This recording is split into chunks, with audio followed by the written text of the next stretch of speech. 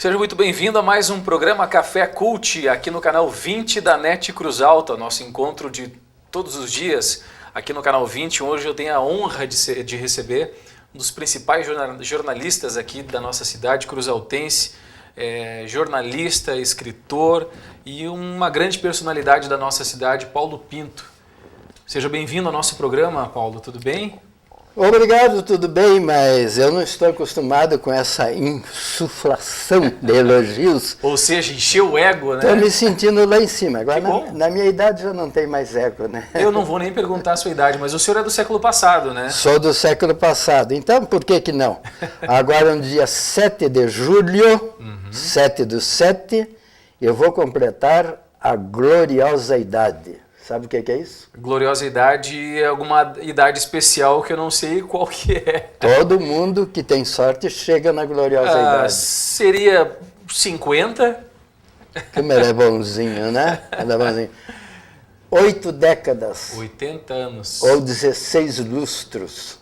80 primaveras também pode ser, Não, né? 80 invernos, né? Porque é julho. É verdade, julho, bem né? no meio de julho. Bem no meio, você nasceu bem no meio do inverno. Bem no meio do inverno. Então, por isso que eu digo, 56 anos de jornalismo. Trabalhando na área de comunicação. E na advocacia também. Então, eu vi essa história de Cruz Alta muito bem vista, compreendida e imaginada que ela ia chegar no que chegou hoje. O senhor é um apaixonado pela história de Cruz Alta? Sou apaixonado não, mas um cara que sempre pesquisou, a família antiga também, né? Mas isso não é, se sempre pesquisa é que é apaixonado, né? E nesses meus 56 anos de jornalismo, eu vivenciei muita coisa, né?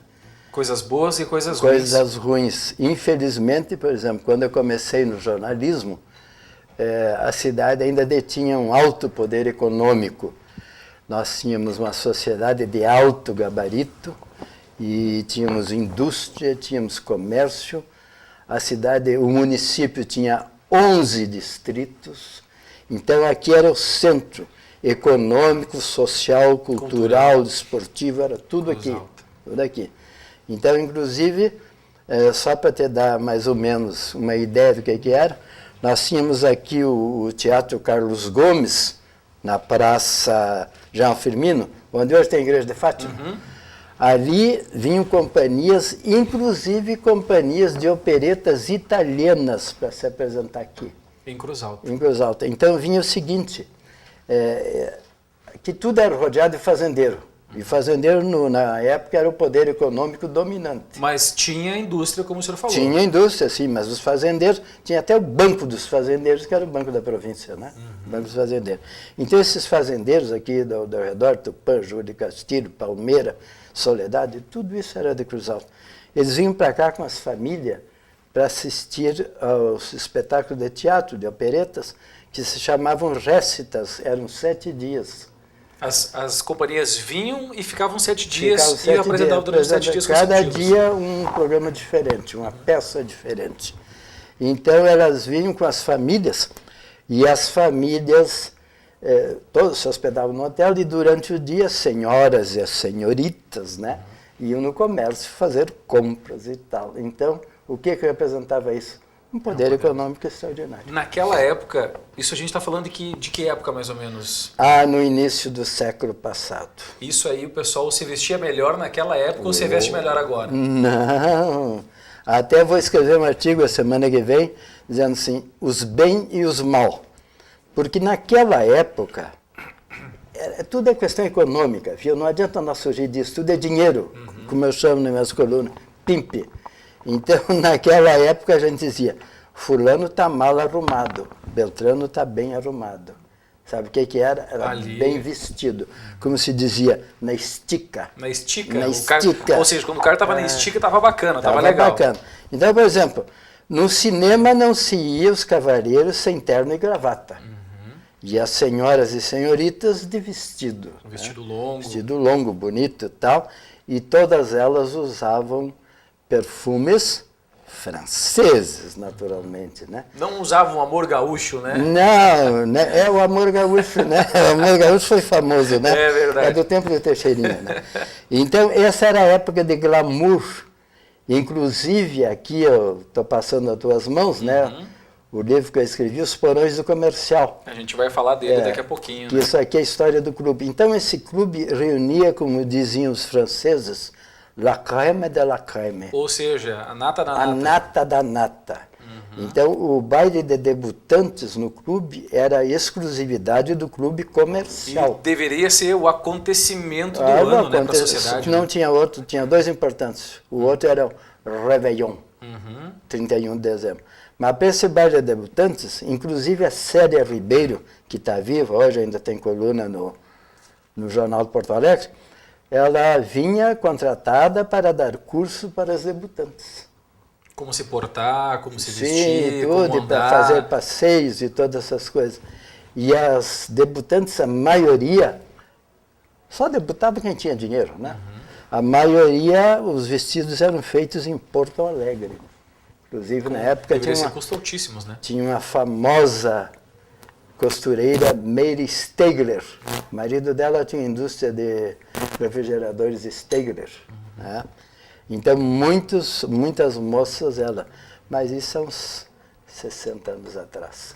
Há algum tempinho já. E depois foi indo porque meu caro Tiago, né? Isto? Meu caro Tiago.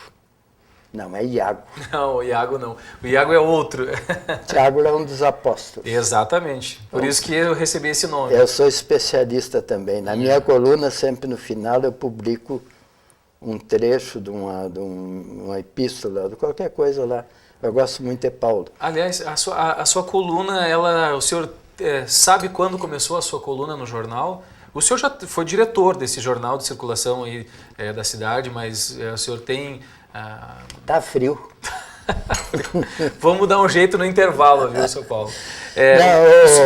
O senhor tem a data... A história mesmo é o seguinte... O senhor lembra da primeira coluna, a primeira vez, Sim, vai claro. ter uma coluna? Não. Sobre o que o senhor falava, quando que foi? Vou lhe explicar, então.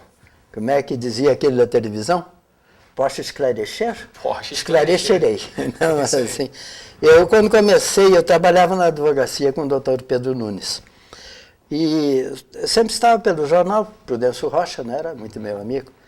E eu escrevia comentários sobre teatro, sobre cinema, né? De vez em quando vinham companhias de teatro aqui, eu fazia comentários. Isso como matéria? Tipo, vinha, se apresentava, o senhor fazia uma matéria ou fazia a sua opinião sobre a apresentação? Não, eu fazia o meu exame crítico do espetáculo. O senhor era um especialista. Especialista. Era o que a gente chama de crítico... Crítico teatral ou cinematográfico.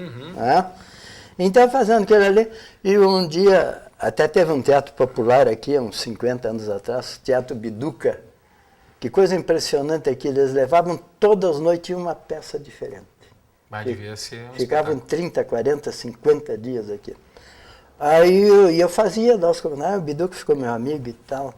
E um dia o Prudêncio me disse assim, mas você aí conhece toda a sociedade, você é de uma família antiga e tudo, por que não faz crônica social? Eu disse, meu Deus do céu, crônica social? Que bicho é esse? Que bicho é esse? Eu disse, mas tu vive na sociedade, aí, teus amigos todos são da sociedade. Eu vou tentar. Diz, então tá, vamos escolher o espaço, porque o jornal tudo é milimetrado, né, espaço e tal. Aí eu botei o nome Ronda Social. Né? E naquela época era chique ter pseudônimo, né? Todo mundo tinha pseudônimo. Ou seja, não usava o seu nome original, usava outro nome. Era muito chique. O que a gente chama hoje de nome artístico. Tinha, por exemplo, Stanislau Ponte Preta, foi um grande cronista, lá em Porto Alegre tinha o Barão e tudo. Então aí Ronda Social, Levi Keller. Levi? Keller. Por que Levi? Porque foi o único apóstolo de Cristo que sabia escrever, era o Mateus. E Keller, homenagem a Helen Keller, que foi um verdadeiro gênio, mulher que não falava, nem ouvia, escreveu livros, fez conferência e tudo. Mas já ia sua fotinho lá no... Já ia minha foto, começou. Então isso foi em 1900 e o quê? 1900 e? 50 e? 6. Praticamente ontem, né? Ontem. Vamos fazer um intervalo agora aqui. Vamos. Eu lhe chamo de seu Paulo Pinto ou Paulo Pinto? Paulo Pinto. Paulo Pinto. Estou conversando aqui com o jornalista, escritor, também advogado, grande figura aqui da nossa cidade. Enquanto a gente vai esquentar o cafezinho dele aqui, né? E no próximo bloco a gente volta para continuar esse bate-papo. Fica aí com a gente aqui no Café Cult. Café Cult, um oferecimento super útil, padaria e confeitaria com muito mais sabor. Muito bem, estamos de volta com o nosso Café Cult aqui no canal 20 da NET Cruz Alta, com o patrocínio da padaria e confeitaria do Super Útil, aqui da cidade, 3 endereços para melhor servir você com essas delícias que a gente está provando aqui ao longo do programa. Eu estou tendo a honra de receber aqui o escritor, jornalista, está subindo, e advogado, e uma figura sensacional, o Paulo Pinto, né? Não é seu Paulo Pinto, é Paulo Pinto. Paulo Pinto. Então, há 56 anos de jornalismo, meio que sem querer você acabou nessa de hoje de ter coluna, e aí tanto tempo... Aí que depois, então, o negócio assim, comecei com a crônica social, né? Na época que a cidade era rica e poderosa. Mas aí, uma das coisas que o Prudência me dizia, jornal, naquele tempo não tinha computador nem nada, a coisa tudo era... datilografia, não? E na oficina, datilografia, lá nas oficinas, tipo móvel, e depois que veio ali no tipo, uma coisa séria. Ele diz, aqui em jornal a gente tem que conhecer, da sala até a cozinha. Porque o jornalista é aquele que entende de tudo. Porque se der um problema na oficina, ele vai lá e sabe. E sabe. Nessa sua trajetória de jornalismo, o que o senhor mais gostou de fazer? Não sei se é o que o senhor faz, o senhor faz hoje, é o que o senhor mais gosta, mas... Hoje jornal, é uma coluna, TV, né? Ou rádio? Jornal. Jornal é o que o senhor, é o seu chão. E depois rádio. E depois rádio. Rádio. E a TV fica lá por último. Eu fiz várias coisas quando eu era assessor da prefeitura, eu fiz várias campanhas e coisas, mas jornal dizem os meus colegas, muitos já falecidos, como o Wilson Miller, que quem é inoculado com o vírus do jornal não tem salvação. Não tem salvação. Não tem salvação. Mas então, para completar, né? Daí então comecei o Prudência, outras matérias. Te insere em outros setores. E como eu gostava, comecei a me inserir. E uma época, inclusive, tinha não me lembro se era o Tibau, um que fazia a cobertura policial. Aí o Prudência, vai fazer? Vai. Fora do escritório, eu ia lá e fazia cobertura policial. E aí eu criei um tipo interessante. Tipo, olha a Rihanna, me incomoda. Eu, nosso produtor aqui. Eu criei um tipo interessante, eu pegava o registro diário das ocorrências e tudo, e vinha uma mais interessante, era briga lá de comadre, aquela coisa. Puxão de cabelo. E eu fazia humoristicamente, e botei assim, e criei um personagem que contava a história, que dava sua opinião, a comadre Manuelinha. A comadre Manuelinha ficou famosa em toda a cidade. Depois, inclusive, depois que eu larguei, que terminou o ciclo da comadre Manuelinha, eu escrevi um livro, Histórias da Comadre Manuelinha, onde eu reuni as principais crônicas. Mas era um ibope extraordinário. E aí, então, botei outro personagem, que era a dona Eudóxia Forte Estancieiro nas Palmeiras, que vinha visitá-la. E depois tinha outro que era advogado em Brasília, que também, então, se reuniu. Mas isso fictício. Tudo fictício. Mas isso aqui foi uma coisa que tomou conta da cidade, né? Agora, o senhor falou até na questão de, passou a fase e tal. Por esses 80 invernos que o senhor já está para completar, o senhor já deve ter visto muito ciclo nascer, crescer, morrer, vem outro. Sim. Alguns, né? E como é que o senhor se adapta a isso? É fácil, é tranquilo? Para mim é fácil pelo seguinte, porque eu vivo sempre, aliás, o que dizia o Cano Norberto, que também morreu com 82, ele dizia, a gente tem que sempre viver o presente e ter os pés no chão. O que passou, passou. Vamos aurir daquilo que passou, experiência. para que possamos não reincidir em erros. Mas sem ficar remoendo, sem Não, ficar, como era bom, e aí o presente vai para Não, não é não. Você viu lá, eu fiz tal coisa assim. Foi bom, foi Foi legal, bom, ou foi ruim? errei, não vou errar mais. E do passado sempre sobram lições para empregar no futuro. Hoje a gente está vivendo aqui em Cruz Alta uma situação, um exemplo, que é a questão da interdição do prédio lá do Margarida, que é um prédio histórico para o município, né? A Secretaria Estadual de Educação, por exemplo, quer demolir e construir outro. Uma barbaridade. E outros não. A opinião de aí a população. Uns querem uma coisa, outros querem outra. E a sua opinião sobre Eu isso, acho sobre que essa a tradição e a inovação? Como Aquilo ali nisso? começou como colégio elementar. Ali foi o colégio elementar. Depois a dona Margarida, que foi uma grande mestra, foi diretora, e quando morreu a comunidade resolveu homenageá-la com o nome. Aquele prédio é de uma estrutura extraordinária. E ele é um marco na história da educação de Cruz Alta. Ele foi um dos primeiros? Foi um dos primeiros. Ele não pode desaparecer. E outra coisa, se me permite, eu quero dizer o seguinte, estão fazendo muita onda, né? Aqui não é uma estrutura boa. É que com os anos você vê, então tem que mudar a instalação elétrica e coisa, então adaptar. Mas é uma coisa extraordinária aquilo lá, que não se faz mais. E o conteúdo histórico. Ali o município deu aquele espaço que era uma praça ali. Deu para construir o colégio elementar. E na frente tinha a usina elétrica. Elétrica? Era com C, era usina elétrica termo, que era motores diesel. E lá fora tinha a hidroelétrica, que era na Cascata das Andorinhas. Essas usinas foram construídas pelo município. Não foi dinheiro de fora, não, daqui. Então, seria como o Ijuí tem hoje o departamento de energia elétrica deles. A gente pega de fora, eles têm deles. Seria mais ou menos isso que acontecia naquela época na cidade.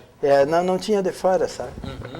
Porque a energia elétrica, a luz elétrica em Cruz Alta foi instalada em 1913. Poucos municípios tinham. Ou seja, nós estamos completando 100 anos, então, 100 anos de energia elétrica em Cruz Alta. Estamos no ano do centenário da energia elétrica. Poucas cidades aqui do interior tinham. Se não me engano, a Cruz Alta, até uma vez pesquisamos bem isso com a Prudência, mas era a terceira ou a quarta cidade do interior da província de São Pedro que tinha energia elétrica. Por isso que foi uma das primeiras cidades do interior a ter cinema. Por causa da energia elétrica. Onde que foi o primeiro cinema aqui em Cruz Alta? Onde está o Cinema Ideal, ao lado do falecido Clube do Comércio. Ali, onde tem uma loja de calçados. Ali sempre foi foi o primeiro. Foi o primeiro, foi do seu Abel Espelê. A família Espelê sempre foi. Agora, tu viu uma coisa, nós falamos aí em visão. O seu Abel, ele teve o Cinema Ideal. Primeiro foi Biógrafo Ideal, era um pavilhão de madeira grande e tal. Depois Cine Teatro Ideal. Era uma coisa pomposa, linda, com camarins, com palco. E depois foi construído esse que hoje é uma loja. O cinema era um ponto de encontro da sociedade? Evidentemente. O Rihanna, eu vou ter que discutir aqui daqui a pouco. Ele só olha, né, no cantinho, né? Mas, vou te dizer então, por exemplo, no sábado, o programa oficial era o seguinte: cinema, depois do cinema os cafés, que tinham muitos cafés. Na Rua do Comércio? Na Rua do Comércio. Que hoje é Pinheiro Machado. Tudo café de luxo. Inclusive a Bomboniere Wortmann era o supra-sumo do chique. Era frequentado pela elite, né? Então, o cinema, sábado, tinha duas sessões, 7h30 e 9h30. Mas a das 7h30 era a preferida. Porque era mais cedo, porque daí o pessoal ia para o café depois. Ia para o café e depois do café para o baile. Que era realizado aonde? No Internacional e no Comercial. Todos os sábados tinha baile com a orquestra de fora. O Rio é um chato, né? Então, você veja como é que era o programa, né? Social. Já estava todo esquematizado. Todo né? esquematizado. Era uma rotina. Era uma rotina. E o desfile de elegância, né? Imagina. A sessão de cinema das 7h30... Porque O que é a festa do Oscar hoje, para ver vestidos e Isso, roupas, era normal. Era normal, era naquela corriqueiro. época. Por exemplo, o último prédio do Ideal tinha uma sala de estar, todo cinema tinha uma sala de estar, com poltronas de couro, com espelhos belíssimos para as senhoras se olharem, né? Com bomboniere, com cortinas de veludo. Então tinha muitos, iam para ali, sentavam ali para ver o desfile das mulheres. Né? Deixa passar, né? E o final da sessão era o seguinte, porque no final acendia uma luzinha lá no fundo dizendo que estava no último rolo, né, do filme. Do filme, daí o pessoal já se preparava. Então a gurizada medonha, e eu inclusive, né, nós saía voando, quando estava aparecendo Ter Hands, nós saía voando para frente, sabe para quê? Para ver a saída das meninas. Pronto, né? O senhor falou do Clube do Comércio, Clube Comercial, e a gente vai fazer um intervalo agora aqui no nosso Café Cult, e aí a gente volta para falar um pouquinho desse livro aqui e da história do Clube do Comércio, que deve ter muita coisa que aconteceu aqui. Pode ser? Pode. Então tá, a gente vai ao nosso intervalo aqui no Café Cult, e depois eu volto para a gente continuar o nosso bate-papo com o Paulo Pinto. Fica por aí. Café Cult. Um oferecimento super útil, padaria e confeitaria com muito mais sabor. Muito bem, estamos de volta com o nosso Café Cult, aqui no canal 20 da NET Cruz Alta, recebendo hoje a ilustre visita de Paulo Pinto, uma grande personalidade aqui da nossa cidade, que tem muita história para contar, acompanhou muita coisa, muita evolução aí da nossa cidade. E a gente estava falando antes de terminar o bloco anterior sobre os porões do comercial, que hoje a gente... Na verdade tem uma igreja lá, mas que foi durante muito tempo conhecido como Clube do Comércio, né? Ele começou como comercial, em 1900. 16 de junho de 1900 ele foi fundado. E esse título aqui ele é muito sugestivo, né? Os porões do comercial. O que acontecia nos porões do comercial, que era mais importante que a parte de cima? Não, isso aí, os porões refere-se à decadência do clube, né? A decadência. O seu naufrágio. Depois dele ter sido a elite da elite, né? Ele começou a decair, terminou numa situação terrível que está lá, a parte dos fundos onde tinha... Uma piscina, né? Está lá tudo... Foi negociado aqui, a piscina estava... Eu fui lá e fotografei. Agora no jornal semanal que eu tenho coluna, eu estou publicando a fotografia para dizer como ficou as coisas. E a parte da frente, alugada. Quer dizer... Acabou-se, foi-se o clube, né? Agora é para tu ver uma coisa, por exemplo, o Clube 13 de Maio, que era da raça negra, que era o clube de elite, desapareceu também, né? Que tinha aqui em Cruz Alta? Sim, está aqui, ali perto... Na Barão do Rio Branco, quase na esquina do supermercado Link ali. Ali, durante muito tempo, foi o clube de elite, dos pretos, afrodescendentes. Hoje tem que... Politicamente correto, né? Então, ali no dia 13 de maio, havia uma sessão solene e um baile de gala. No dia 13, sempre que dava o nome ao clube. O nome ao clube foi fundado no 13 de maio. E o interessante é o seguinte, que ali não admitiam os brancos, né? Era exclusivo da raça negra, né? Porque negro é uma raça, né? Como o branco é outra raça. Sim, o branco é uma raça também. Mas então eles não admitiam. Só nesse dia especial tinham convidados, né? Tinha uma sessão solene, então iam autoridades, etc e tal, e tudo. E os convidados da raça branca que fossem lá. Mas era o dia que abriam a sessão. Nessa época tinha o Clube Comercial, tinha o 13 de Maio. Quais outros clubes que tinham já? Da raça era o 13 de Maio, depois a Recreativa Cruzaltense, lá na... Que rua é aquela? Descendo a Praça da Bandeira do ginásio ali. A Marechal Floriano? Não. A outra. Puxa, não vou me lembrar. Não, eu também não vou, mas tem ali. Ali também está sendo ocupado por uma igreja. Uma igreja também, propriedade da raça negra.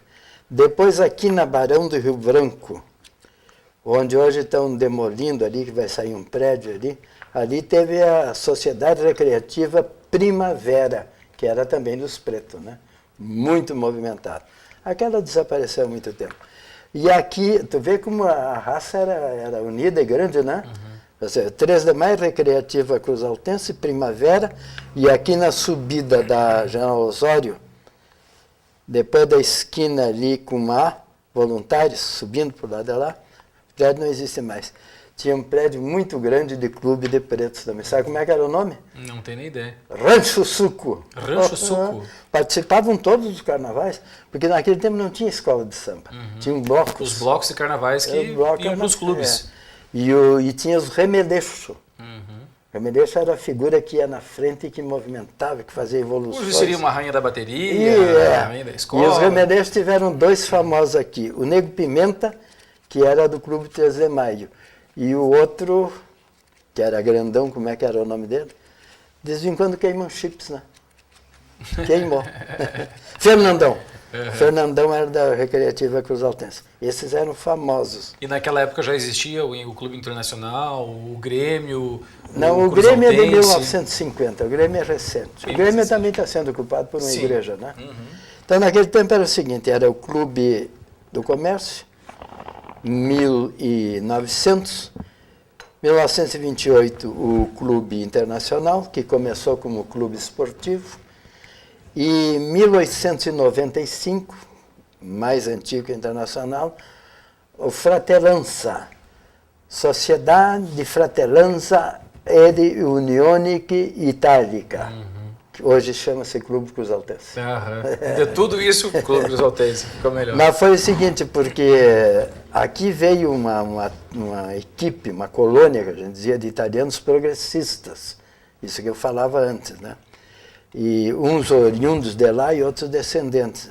E foi gente muito atuante no desenvolvimento comercial e principalmente industrial. Industrial. Então eles se reuniram em 1895, eles fundaram a Fratellanza. E aí se aproxima muito bem com a explosão do progresso em Cruz Alta. 1894. Nós fizemos uma enquete e ninguém sabe o que quer dizer esse ano. 1894 foi a chegada do primeiro trem em Cruz Alta. Daí tinha a linha férrea. A conclusão da Estrada de Ferro de Santa Maria até aqui. Que impulsionou o desenvolvimento. E daqui ela continuou até São Paulo, Rio de Janeiro. Nós tínhamos ligação por trem daqui para São Paulo e Rio. E logo a seguir, depois do primeiro trem aqui, a solenidade de chegada do primeiro trem foi uma coisa espetacular. Começou a construção do ramal até Ijuí, depois até Santo Ângelo, depois até Santa Rosa e depois até São Luís. Mas Cruz Alta foi a primeira que Cruz Alta era um dos principais entroncamentos ferroviários do estado. Era Santa Maria, que era o primeiro, cidade ferroviária, e depois Caciqui, que fazia toda a baldeação para a fronteira. Então Cruz Alta era o terceiro entroncamento ferroviário. E isso aí impulsiona o desenvolvimento, né? Meu Deus do céu, inclusive a indústria hoteleira teve um viço é desenvolvimento, né? Muito obrigado por explicar. É que o senhor devia estar explicando, né?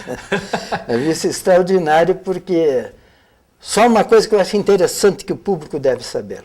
Aqui ao meio-dia juntavam 3 trens.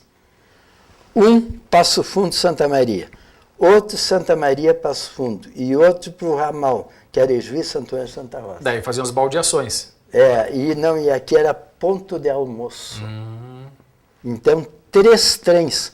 Lá no antigo prédio ainda pode ser visto o espaço que era do restaurante. Quando os trens chegavam, e todos chegavam com diferença de meia hora, chegavam. Então, quando chegava, estava tudo pronto o restaurante, garçons todos enfarpelados, e era servido como a francesa. Que chique, hein? Toalha de linha e tudo. Mas isso dava um movimento extraordinário. E tinha muita gente que, inclusive, não achava lugar no restaurante e ia nos hotéis. Ao redor da aviação férrea, chegaram a existir 10 hotéis. Só em torno da estação ferroviária? Não tem mais nenhum. Nada, né? Não tem nenhum. Hotel aqui naqueles lados ali? Não, porque não tem. E hotel mesmo em Cruz Alta são poucos, né? Ficou aqui na Rua do Comércio, tem 1, 2 só. Ali onde está o Banco do Brasil foi o Hotel do Espelê. Foi um dos maiores hotéis, foi o maior hotel de Cruz Alta. Era uma coisa espetacular aquele hotel, sabe? Por que Cruz Alta nesse caminho foi perdendo força e as outras cidades foram ganhando para a gente por hora encerrar o nosso bate-papo aqui, Paulo.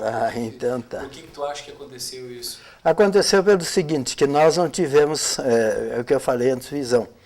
Nós tínhamos 11 distritos. Eles foram crescendo e foram se independizando. Então nós tínhamos que ver que nós íamos perder aquelas fontes, mas tínhamos que criar outras. Por exemplo, o Exército. Nós tivemos aqui uma guarnição militar espetacular. Eu, por exemplo, servi no 6º Regimento de Artilharia, incorporava anualmente 1.000 homens. O 8º Regimento de Infantaria incorporava 2.000, eram 3.000 homens aqui. Quanto de dinheiro entrava nos vencimentos, e aí tinha os oficiais, suboficiais, sargento, tudo isso aí, né? Gera comércio, tudo.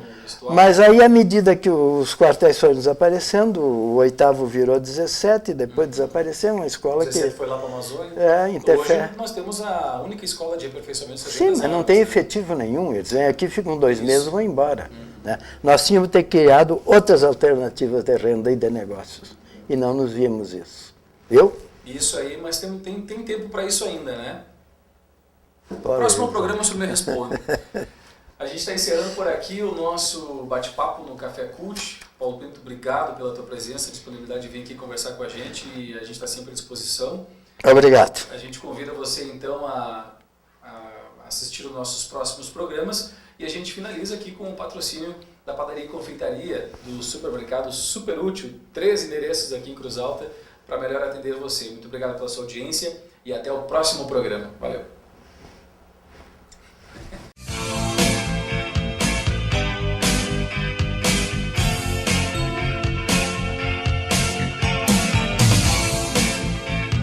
Café Cult, um oferecimento super útil, padaria e confeitaria com muito mais sabor.